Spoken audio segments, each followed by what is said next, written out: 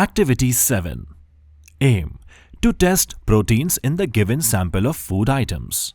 Required: cucumber, bread, small amount of boiled rice, boiled gram, crushed peanuts, coconut, some oil, butter and so on. Dishes: silbatta, caustic soda, copper sulfate, water, test tube stand and 2 droppers. Procedure: place a small amount of every food item on separate dishes. Crush the food items one by one using pestle and mortar, that is silbatta.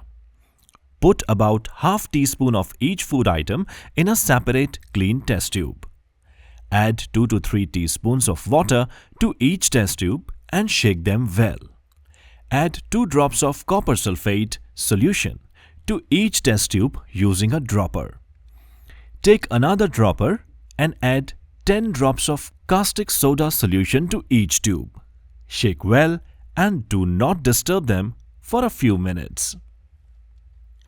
Observations: copper sulfate and caustic soda test.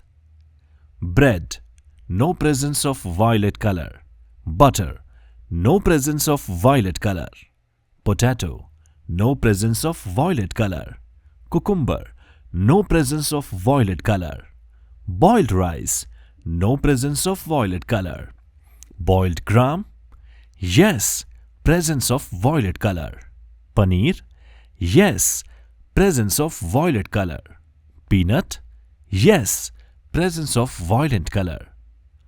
Coconut: faint color.